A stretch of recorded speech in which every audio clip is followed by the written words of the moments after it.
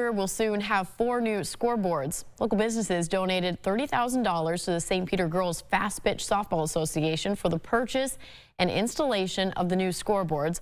The fields primarily host girls fast pitch, but also adult slow pitch and some youth baseball. The current scoreboards are at least 20 years old, and after asking the city about upgrading the old signs, the girls decided to raise the money on their own. 7 local businesses stepped up to the plate to make it happen.